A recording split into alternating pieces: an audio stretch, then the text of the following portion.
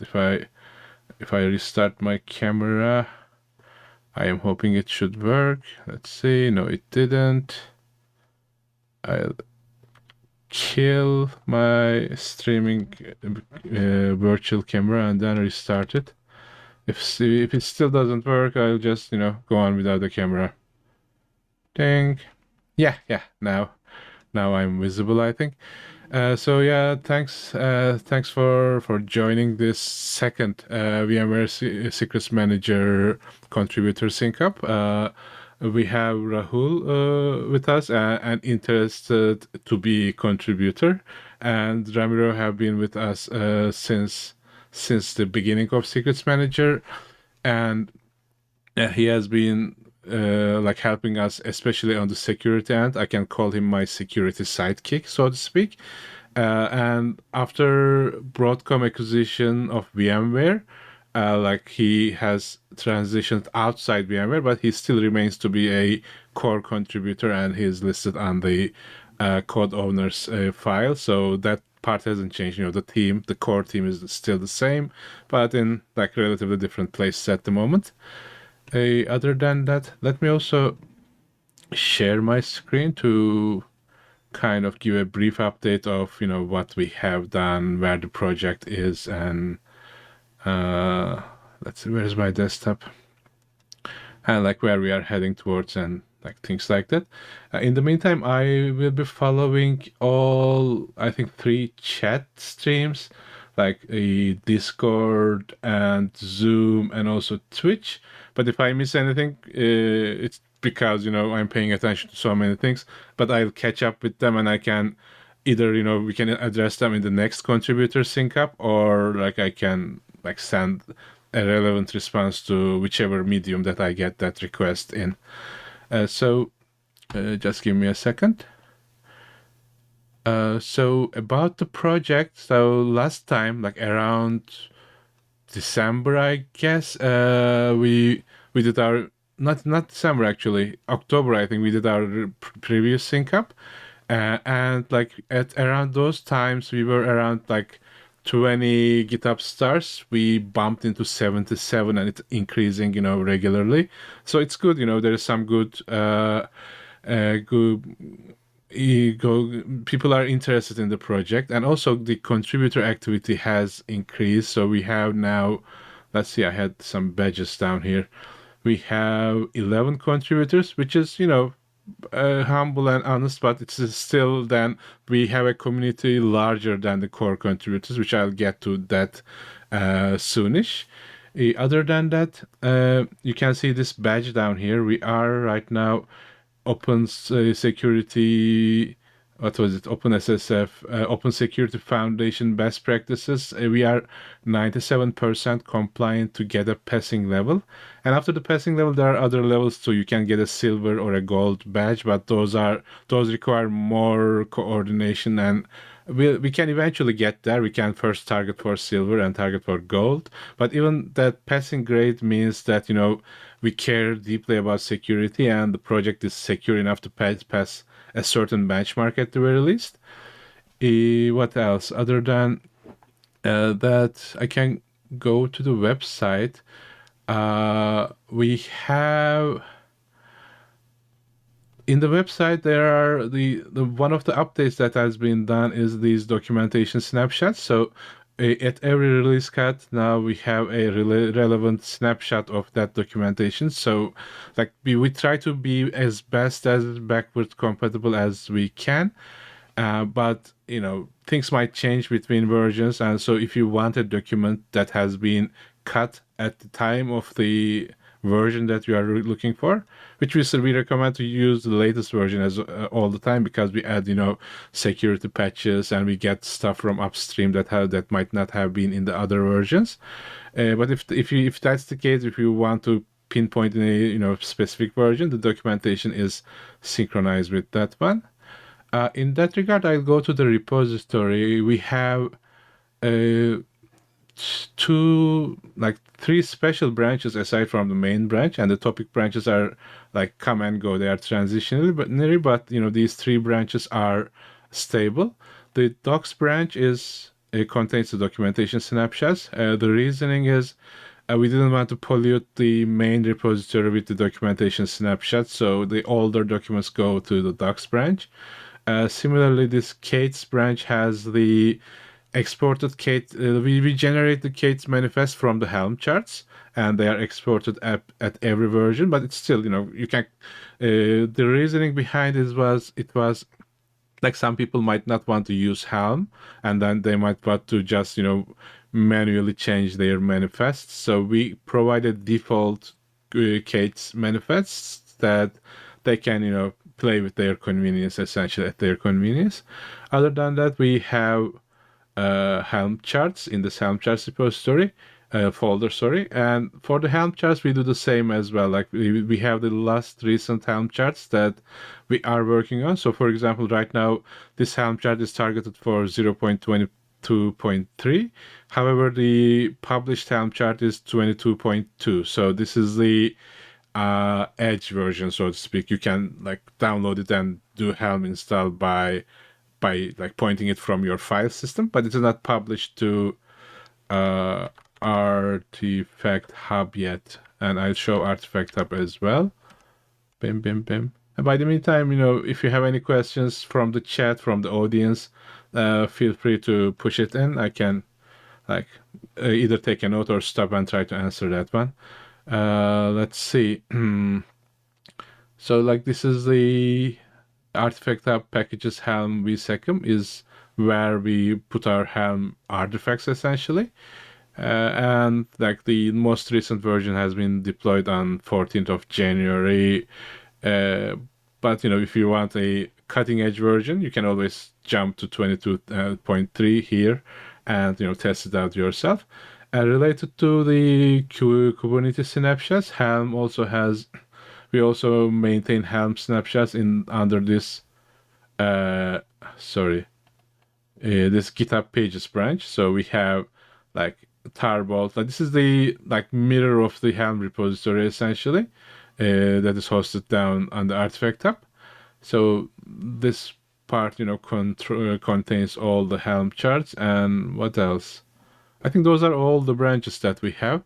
So when it comes to like what kind of features we have developed, so like we had a bunch of documentation updates, and that documentation, the major documentation update was, let me try to find it, is around production setup. Like there were other updates as well, but this was the like there are more intricate details about security and how you can let me try to find it. Spire.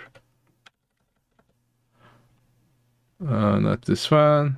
Like more in pointers around scaling Spire as a identity control plane. We as vsecum we provide a default like secure enough Spire installation, but Spire is a project in itself, and there are different Spire topologies that might be more suitable for your architecture, for your organization, or maybe you have a federated setup there, so you might want to federate clusters, or maybe you have separate trust boundaries, so you might want to arrange your identities around those trust boundaries. So scaling Spire, we like link to official documentation, but we also provide several pointers based on our experience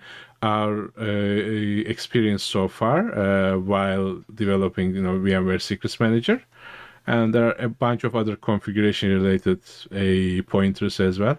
For example, at Secrets Manager, by default, we disable kubelet verification because enabling kubelet verification requires some like manual configuration and also an actual like cluster like EKS or Azure. But we use in our testing harness, we use Minikube and also Kind Kubernetes in Docker, and in them enabling kubelet verification is a little challenging. However, if you have a more traditional cluster, that then you can follow official Spire documents to enable not skip kubelet verification essentially.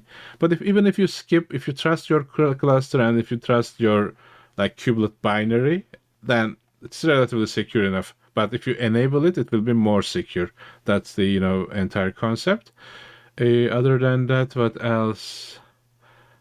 Yeah, there are other pointers around best practices, port configuration, how you store your data, how you manage your keys, and all. You can read it on your spare time. Feature wise, let me go to. There should be some release note somewhere, changelog. So we have introduced the one thing that introduced that is not here is like test coverage and coverage targets. So right now we have a script that runs after running tests and reports generates a coverage report, and if we are below the target, we will know it and we'll increase our coverage report or test coverage essentially. We experimented with a cross-cluster secret federation. It works. By the way, let me. I don't know. Let me try to stop sharing so like you can see. Hi Alicia, by the way. So like cross cluster secrets federation, it works, but it is experimental. So there are certain things that need to be done, especially on SFIT attestation, to be able to make it work on a production grade. Aside from that, we introduced some operator related like features that can help operators. So for example, secrets manager is by design, it doesn't export a plain text secrets, and the architecture of the secret manager is to give the secret only when it is required. So it dispatches secret to a workload that needs it, but nothing else. So, but we got from the users the need to like, hey, I am an operator, so I know that there's some secret a workload is using, but that secret belongs to a database, and I want to log into that database. How can I get it out of Secrets Manager? Programmatically, and we created a way to do it so the operator can get the encrypted version of those secrets, and to decrypt it they need to gain access to a root key, and if they have enough RBAC privileges they can, and there are scripts to do it, and there are demo videos about that as well. Additionally, what we did, we added two attributes to secrets. One of them is invalid before, and the other is expired after. So the secrets manager doesn't control those attributes, but they are there at the secrets creation time. So if you want to rotate your secrets, or if you plan around automating that thing, there is a way from the SDK to check that out. Other than that, we have a ability to directly modify Kate's Kubernetes secrets instead of assigning a secret to workload indirectly. That's useful for like legacy use cases. For example, maybe you have I don't know, you have a key cloak instance and you are interpolating secrets like username and password, admin user and admin password via environment variables to that key cloak instance. So instead of changing your like Helm charts and updating Keycloak to talk to Secrets Manager SDK, Secrets Manager API, which might be a little bit challenging, you can just continue the way you do things, but instead of a Keycloak generating that secret, you can use Secrets Manager to change that secret that Keycloak uses. So that's one thing that came.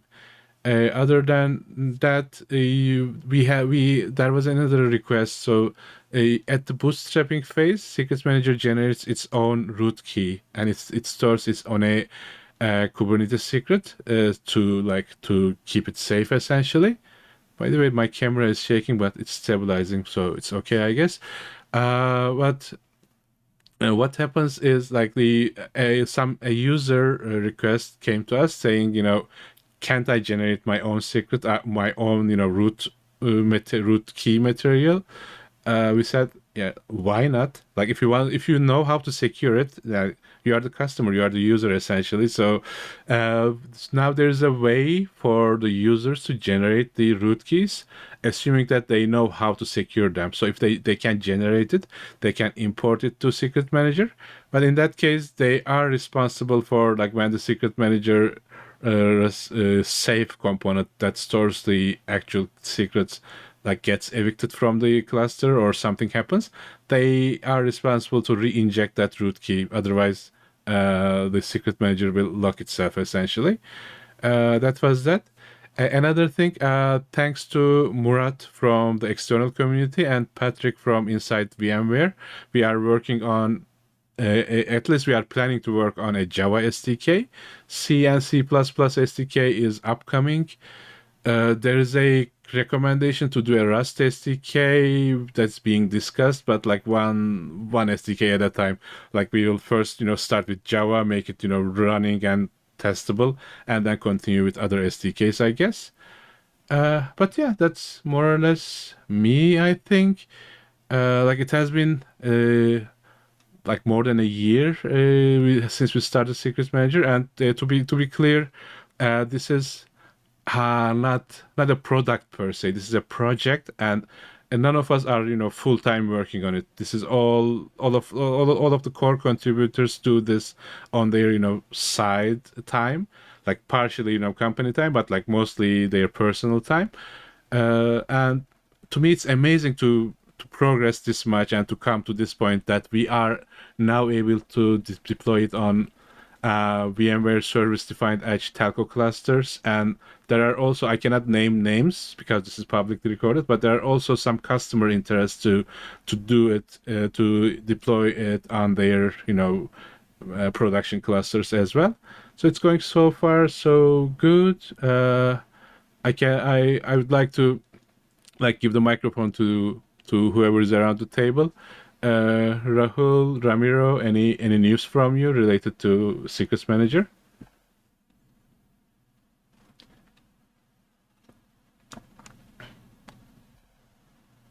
Boop, boop. I take. Um, Uh Nothing from my side. Actually, I just huh. joined. So Yeah. yeah, it's kind of the first meeting for me. I'm trying to Yeah. figure out how things are working over here. That's Hoping to cool. kind of learn something new and try to contribute something Mm-hmm. useful in the community. So that's it. That Thank you. that would be great. Did you have a chance to check out the documents and things like that?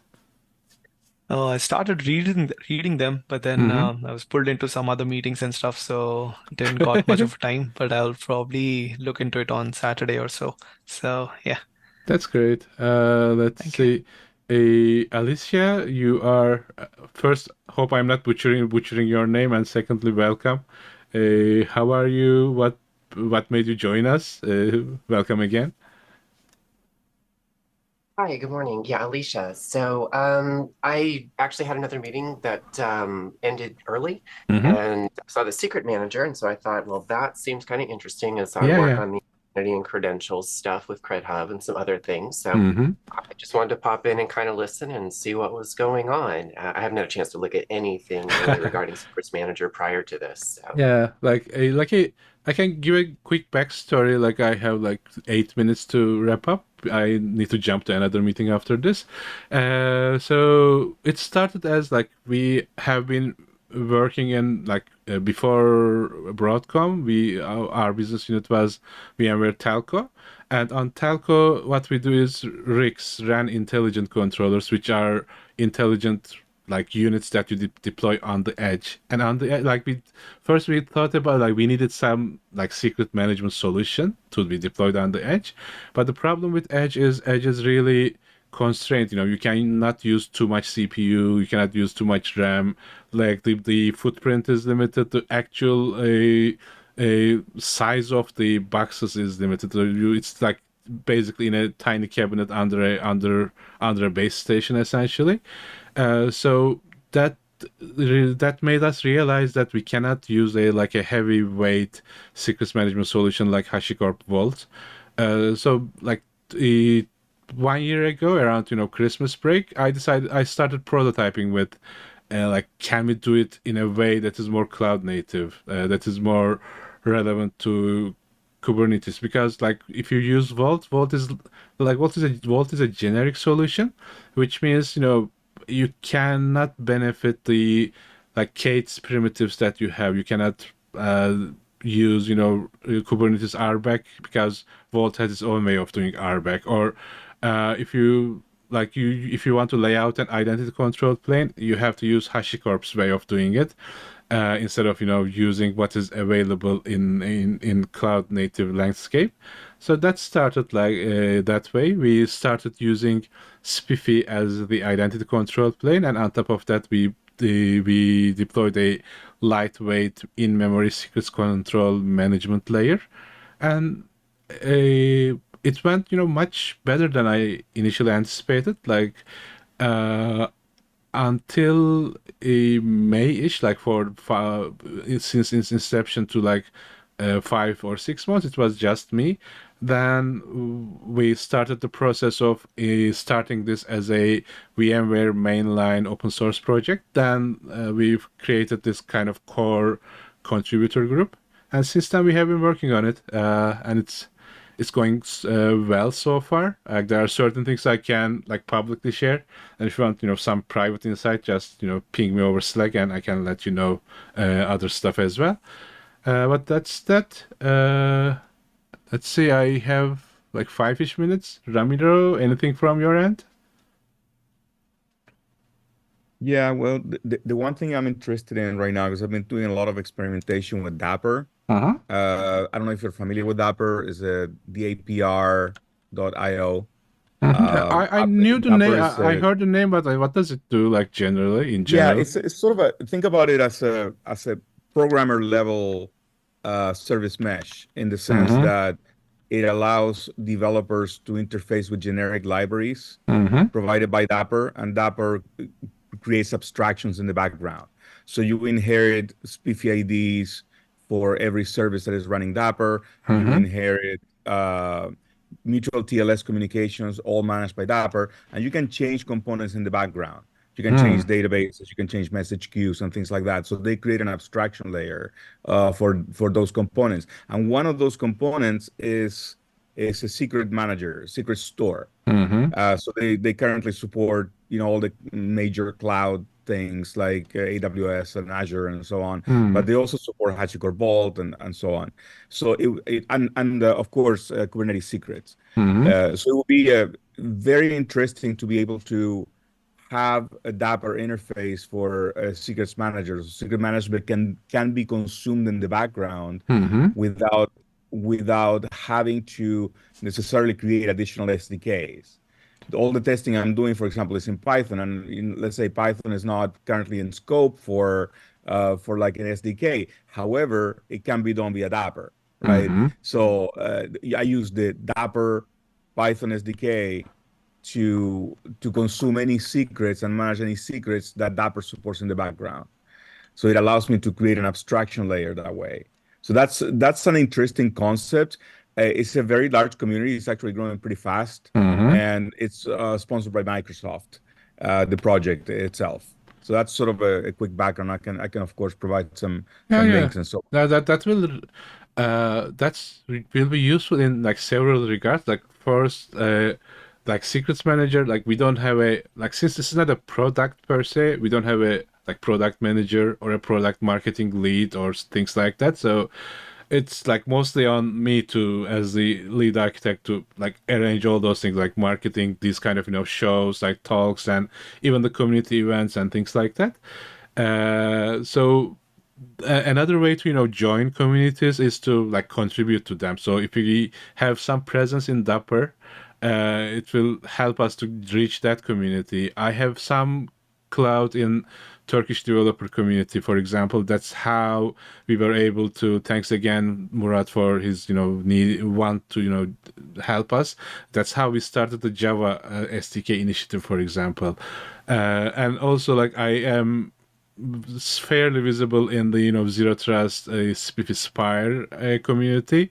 I am one of the 5 Spiffy string community chairs, and SSC is the highest root of, a place that gives the final decision, anything related to Spire and Spiffy and the umbrella of projects under it. So, like, I can try to collaborate with them and, pick up their minds whenever I can. So, reaching the Dapper community and hence the, like, Microsoft umbrella will be useful in that regard as well. We can collaborate, cooperate, coordinate, and like do cool stuff, I guess. So yeah, thanks for diving into that area, Ramiro, again.